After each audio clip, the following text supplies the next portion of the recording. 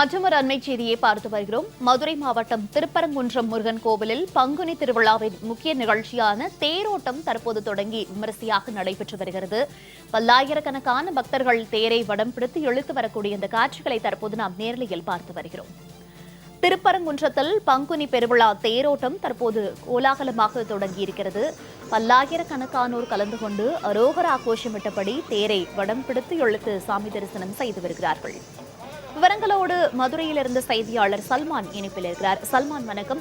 மதுரை மாவட்டம் திருப்பரங்குன்றம் முருகன் கோவிலில் பங்குனி பெருவிழாவின் தேரோட்டம் தற்போது கோலாகலமாக தொடங்கியிருக்கிறது. எவ்வளவு போலீசார் இந்த தேரோட்டத்துக்கு பாதுகாப்பு பணியில் ஈடுபட்டிருக்கிறார்கள்? தொடர்ந்து பக்தர்களுடைய வருகை தொடர்பான முழு விவரங்கள்.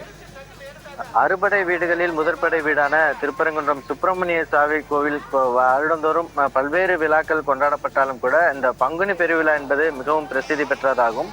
இந்த ஆண்டு பங்குனி விழா என்பது கடந்த மாதம் 23ஆம் தேதி கொடியேற்றத்துடன் தொடங்கியது.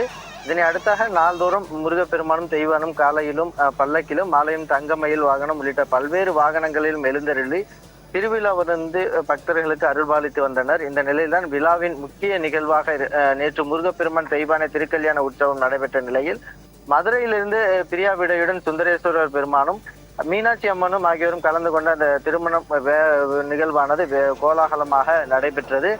இதனை அடுத்தாக அந்த மீனாட்சி அம்மனுக்கு பிரியாவிடையுடன் சுந்தரேஸ்வரரும் வழி அனுப்பும் விழாவானது நேற்று நடைபெற்றது. இந்த நிலையில்தான் பங்குனி பெருவிழாவினுடைய சிகர நிகழ்வாக இருக்கக்கூடிய திருப்பரங்குன்றம் சுப்பிரமணிய சுவாமி திருக்கோயிலுடைய பெரிய தோரோட்டமானது இன்று காலை தொடங்கியதாக காலை உற்சவர் சன்னதியில் முருகன் தெய்வானை அம்பாளுக்கு பால், பன்னீர், சந்தனம் உள்ளிட்ட பல்வேறு வகையான சிறப்பு அபிஷேகங்கள் நடைபெற்றது. இதனை அடுத்தாக சிறப்பு அலங்காரத்தில் தேரில் எழுந்தருளிய முருகப்பெருமான் அங்கு கூடியிருந்த பக்தர்கள் அரோகரா கோஷம் முழங்க பக்தி முழக்கம் எழுப்பியவாறு அவர்கள் தேரினை வடம் பிடித்து இழுக்க தொடங்கினர்.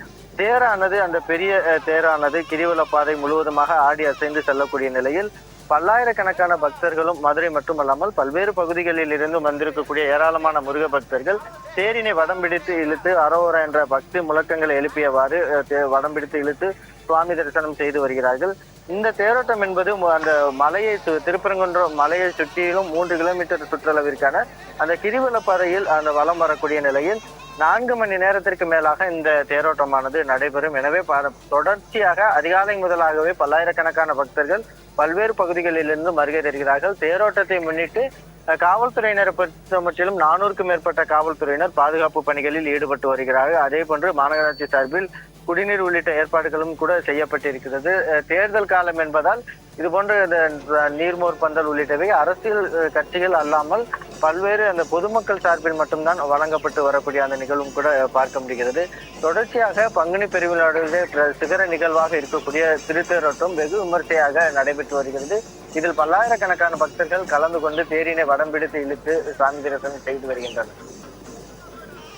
தகவல்களுக்கு நன்றி சல்மான்.